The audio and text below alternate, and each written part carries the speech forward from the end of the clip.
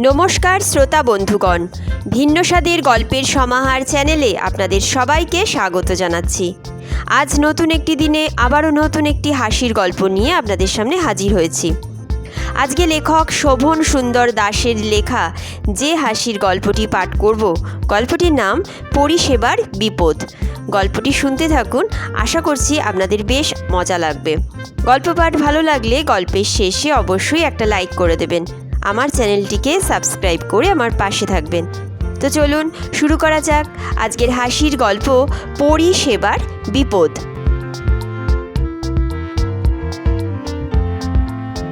হাতের মোবাইলটার দিকে একটা রাগী দৃষ্টি দিয়ে বেঞ্চটায় বসতে বসতে ধীমান বলল, ধুর, জ্বালাতনের এক শেষ। ব্যাপারটা বুঝতে না পেরে আমরা সকলে তার দিকে জিজ্ঞাসু দৃষ্টিতে তাকালাম। সমীরণ বলল, কি হয়েছে রে, কোনো ঝামেলায় পড়েছিস নাকি? ধীমান নিজের ক্ষোভটা হজম করতে করতে বলল, ঝামেলা বলে ঝামেলা, এমন এক নেটওয়ার্ক হয়েছে যে একটা ফোন পর্যন্ত ঠিক করে করতে দেয় না।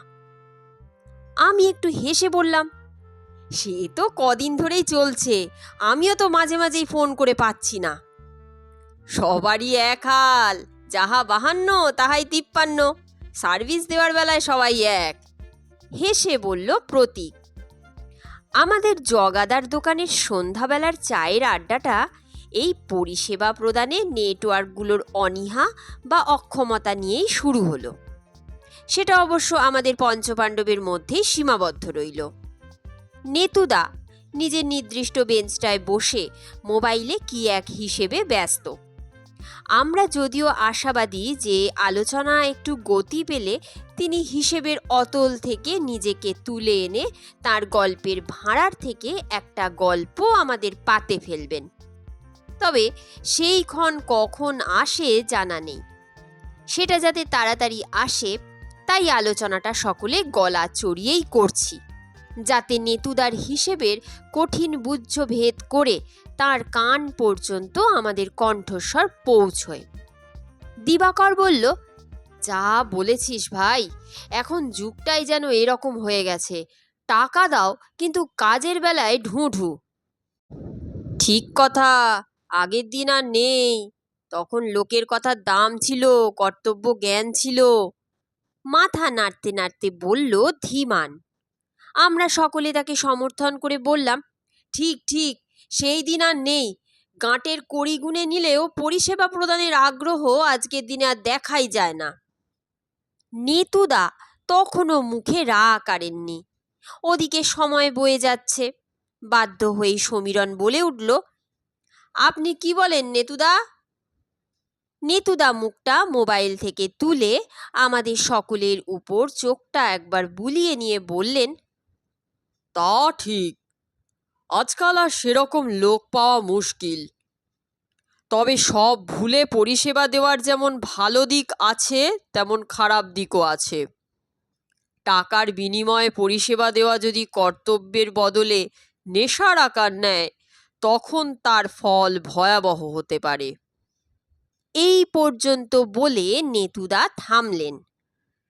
আমাদের বুঝতে বাকি রইল না সেই কাঙ্ক্ষিত মুহূর্ত আসন্ন, যার আশায় এত সলতে পাকানো।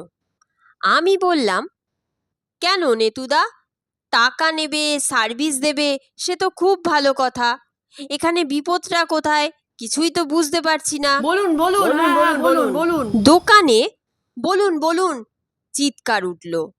নেতুদা জগাদার বাড়িয়ে দেওয়া চায়ের কাপটায় একটা চুমুক দিয়ে একটা সিগারেট ধরিয়ে শুরু করলেন। প্রায় 50 বছর আগের ঘটনা। সবে কলেজে ঢুকেছি, নতুন গোঁফদাড়ি গজাচ্ছে, তাই মনের মধ্যে একটা বড় বড় ভাব আসতে শুরু করেছে। কলেজে আমার 2 বন্ধু ছিল, এক্কেবারে প্রাণের বন্ধু বলা যায়। জগন্নাথ অধিকারী ওরফে যোগু ও নিমাই কুণ্ডু ওরফে নিমু। তা সেবার পুজোর ছুটিতে আমরা ঠিক করলাম যে কোথাও বেরিয়ে আসি, তবে ওই ভাবা পর্যন্তই, কারণ কোথায় যাওয়া হবে সেটা নিয়ে প্রবল মতপার্থক্য হলো। তিনজনের তিন মত। নিমু দার্জিলিং, আমি সুন্দরবন, আর যোগু পুরী।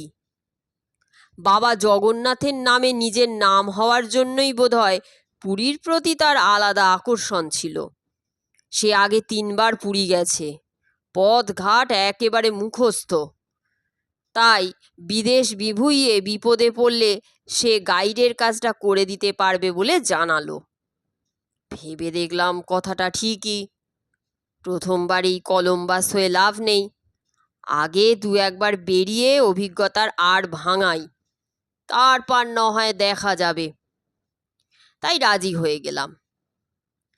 দেখতে দেখতে যাওয়ার দিন এসে পড়ল। তল্পি তল্পা নিয়ে ট্রেনে উঠে পড়লাম। পরদিন সকালে পুরী পৌঁছে মন ভরে গেল। যোগুর চেনা হোটেলে কোনো রকমের জিনিস রেখেই 3জনে চলে এলাম সমুদ্রে স্নান করতে। প্রায় ঘণ্টাখানেক জলকেলি করে হোটেলে ফিরলাম। খেয়ে দিয়ে একটা ঘুম দিয়ে যখন উঠলাম তখন 4টে বেজে গেছে। আবার গিয়ে সমুদ্র তটে বসলাম। মনটা বেশ শান্ত হয়ে এলো। সেই অসীম সমুদ্রের দিকে তাকিয়ে মনে হলো যেন, আরে সার্ভিসের কি হলো?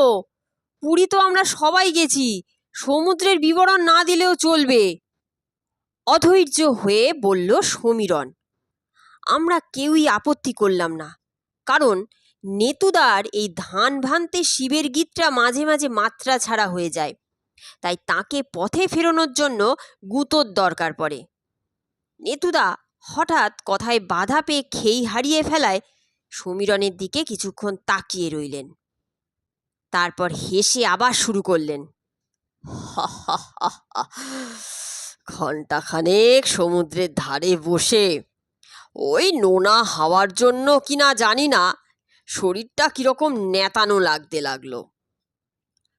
যোগু এক সময় বলেই ফেলল, উফ, গাটা কেমন ম্যাজ ম্যাজ করছে, কাল সারা রাত ট্রেন জার্নির জন্যই বোধ হয়। নিমু তাকে সমর্থন করে বলল, ঠিক বলেছিস, আমারও কেমন গা ছাড়া ভাব আসছে, পিঠটাও ব্যথা করছে। পিঠ অবশ্য আমারও ব্যথা করছিল, তাই আমিও ঘাড় নাড়লাম। যোগু বিজ্ঞের মতো মাথাটা একটু দুলিয়ে বলল, ভালো করে একটু মালিশ করাতে হবে।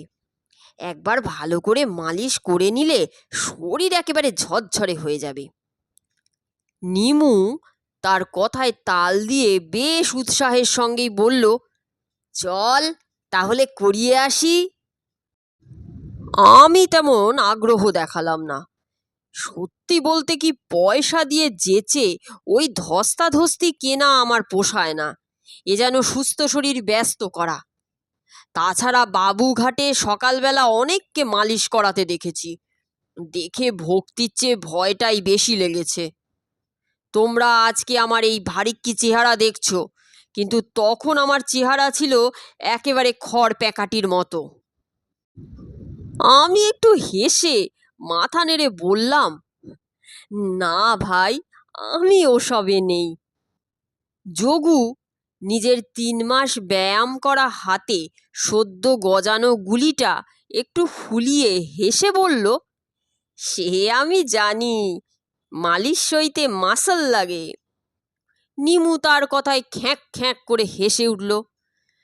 যদিও তার পেশি আর আমার পেশির তফাৎ খুব একটা নেই, আমি বিদ্রূপটা গায়ে মাখলাম না, খালি মিনমিন করে বললাম, হ্যাঁ ভাই, আমার মাসলও নেই আর মালিশওয়ালার সঙ্গে টাসালে যাওয়ার ইচ্ছাও নেই। এরপর 3জনে মিলে একটু খোঁজাখুঁজির পর গিয়ে হাজির হলাম মালিশের দোকানের সামনে। দেখলাম একটা নড়বড়ে গুমটির মধ্যে 2টো বিবর্ণ বেঞ্চি আর চেয়ার পাতা। 2টো লোক তারই মধ্যে বসে হাত পাখা দিয়ে হাওয়া খাচ্ছে। তাদের মধ্যে একজন একটু বয়স্ক, মাথার চুলে হালকা পাক ধরেছে, তবে চেহারা বেশ দশাসই, মানে মালিশ ছেড়ে পালোয়ানিতে নামলেও নাম করতে পারতেন। আর একজন নিতান্তই ছোকরা, চেহারা পাকানো দড়ির মতো। বুঝলাম গুরুর চেহারা পেতে গেলে এখনো একে বহুদিন অপরের মালিশ করে নিজের শরীরে তেল ঢোকাতে হবে। যোগু জিজ্ঞেস করল, মালিশ হবে? বয়স্ক লোকটা তাড়াতাড়ি বেঞ্চি থেকে উঠে এগিয়ে এসে, হা হা হা, নিশ্চয় হব বলে যোগুকে একটা চেয়ার বাড়িয়ে দিল। চেলাটি আমাদের দিকে তাকিয়ে কেন জানি না আমার দিকে তাকিয়ে জিজ্ঞেস করলো, আপনকার হব? আমি তাড়াতাড়ি বলে উঠলাম, আমি না, ওই জগন্নাথ আর এই নিমাইয়ের হবে বলে যোগু আর নিমুকে দেখিয়ে দিলাম। লোক দুটো আমার কথা শুনে একবার যোগু আর নিমুর দিকে ভালো করে চাইলো। তাদের চোখের কোণে ভক্তিভাবের উদয় হলো কিনা ঠিক নজরে পড়ল না, কিন্তু দুজনের মধ্যেই বেশ উদ্দীপনার সঞ্চার হলো। যোগু আর নিমু প্রস্তুত হয়ে বসল। আমি ক্রিকেটের দ্বাদশ ব্যক্তির মতো সাইড লাইনে বসে মালিশ শুরুর অপেক্ষা করতে লাগলাম। কিন্তু সেই ঘটনা যে বিভীষিকা হয়ে সারা জীবন মনে দাগ কেটে যাবে তা ভাবিনি। নেতুদা আবার থামলেন। ওদিকে আমরা তার শিউরে থেমে যাওয়া দেখে ভয়ানক উত্তেজিত। প্রতীক চেঁচিয়ে উঠল, ঘাড় মটকে দিল নাকি? নেতুদা একটা সিগারেট ধরিয়ে বললেন, না, মটকায়নি, তবে মটকালেই ভালো হতো। বেচারারা পাশবিক নির্যাতনের হাত থেকে রক্ষা পেত। আমরা সবাই কি হলো কি হলো চিৎকার করে ওঠার পর নেতুদা শুরু করলেন, যোগুর পিঠে তেল ঢেলে গুরুজি যা একখানা ৮২ শিক্ষার চাপল লাগালেন তার আওয়াজ বোধ করি পুরীর মন্দির পর্যন্ত শোনা গেল। যোগু বাপ রে বলে আর্তনাদ করে উঠল। তাই দেখে নিমুর মুখ শুকিয়ে গেল। সে তার হাতটা তুলে আস্তে আস্তে বলে একটা ব্যর্থ চেষ্টা করেছিল, কিন্তু কাজে দেয়নি। চেলার পাকানো দড়ির মতো হাত একেবারে চাবুকের মতো তার পিঠে এসে পড়ল। আওয়াজটা আগের মতো এলাকা কাঁপানো না হলেও এলাকা জানানোর জন্য যথেষ্ট। নিমু গেলাম রে বলে কোকিয়ে উঠল। তবে সে তো সবে শুরু।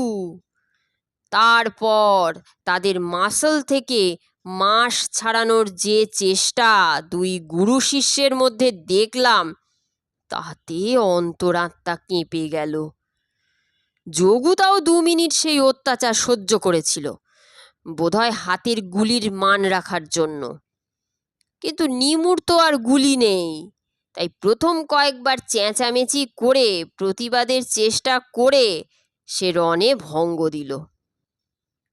খালি প্রতিটা চাপড়ের সঙ্গে তার চি চি ডাক জানান দিচ্ছিল যে প্রাণ পাখি এখনো খাঁচা ছাড়েনি। যোগু শেষকালে আর থাকতে না পেরে কোনো রকমে চেয়ার থেকে ওঠার চেষ্টা করতে করতে বলল, বাঁচাও, আর লাগবে না, আমাদের ছেড়ে দাও, টাকা দিয়ে দিচ্ছি। কিন্তু তার ওই মিনতি কোনো কাজে এলো না। লোকটা তার হাড় গোড় আলগা করতে করতে বলল, মালিশ না করি মু টনকা নেবই নাহি, নিয়ম নাহি বলে চেলাকে বলল, একেবারে ছাড়িবু নাহি, পুরা বডিটাকু ঝরঝরে করি দেবু। চেলাটা শুনে দ্বিগুণ উৎসাহিত হয়ে নিমুর পিঠে ঝাঁপিয়ে পড়ল। আমি বলার চেষ্টা করেছিলাম, আহা আর কেন, তেল তো চামড়া ছেড়ে হাড়ে গিয়ে বসেছে, কিন্তু দুজনে এমনভাবে আমার দিকে চাইলো যে আর কিছু বলার সাহস পেলাম না। প্রায় ২০ মিনিট হামানদিস্তায় থেঁতো করে যখন যোগু আর নিমুকে ছাড়লো তখন দুজনেরই গা তেলে চকচক করছে। তবে সেটা সর্ষের না তাদের নিজেদের সেটা বোঝা দেয়। আমার 2 কাঁধে ভর দিয়ে দুজনে দোকানের বাইরে এলো।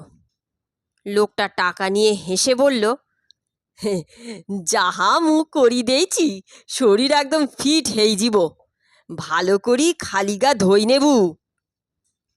শরীর ফিট না হলেও দুজনেই প্রায় ফিট হয়ে গেছিল। সন্ধেবেলা দুজনেরই ধুম জ্বর এলো। বাধ্য হয়ে ডাক্তার দেখাতে হলো। তবে একজনকেই দেখালাম, কারণ সিমটম এক, তাছাড়া টাকা কড়ি হাতে গোনা।